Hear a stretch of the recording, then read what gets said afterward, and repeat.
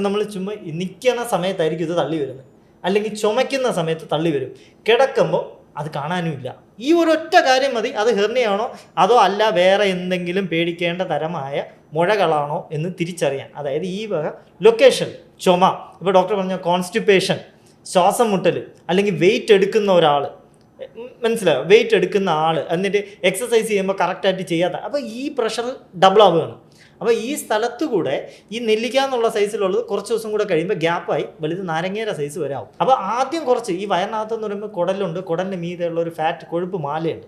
അപ്പോൾ ആദ്യം തള്ളുന്നത് ചിലപ്പം കൊഴുപ്പ് മാലയായിരിക്കും, ചിലവർക്ക് കുടലുമായിരിക്കും. ഏതായാലും പ്രശ്നം തന്നെയാണ്. വേദന കാണണമെന്നില്ല തുടക്കത്തിൽ, ബാക്കിയുള്ളതുപോലെ വേറെ എന്തെങ്കിലും പ്രശ്നമാണെങ്കിൽ ചിലപ്പം വേദന വരാം.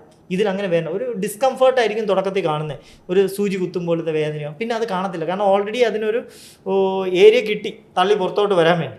പിന്നെ അത് സ്ട്രെച്ച് ചെയ്ത് വരുന്നത്, പിന്നെ ലാസ്റ്റ് വരും വേദന. ഇത് കയറി കുരുങ്ങുമ്പോൾ നമുക്ക് ലക്ഷണം എന്ന് പറയുമ്പോൾ ഇതാണ്. തുടക്കത്തിൽ തള്ളി വരും, ചുമയ്ക്കുമ്പോൾ തള്ളി വരും, കിടക്കുമ്പോൾ തിരിച്ചു പോകും. ഇതൊക്കെയാണ് കോമൺ ആയിട്ട് പെട്ടെന്ന് കണ്ടുപിടിക്കാൻ. ഡോക്ടറിൻ്റെ ആവശ്യമൊന്നുമില്ല, വീട്ടിൽ വെച്ച് തന്നെ പെട്ടെന്ന് അറിയണമെങ്കിൽ എന്ത് ചെയ്യണം, പൊക്കിളിലാണ് ഒരു സംശയമുണ്ട്, ഇപ്പം തന്നെ വേണമെങ്കിൽ പൊക്കിളിൽ ഇങ്ങനെ വെച്ചിട്ട് ഒന്ന് ചുമച്ച് നോക്കുക.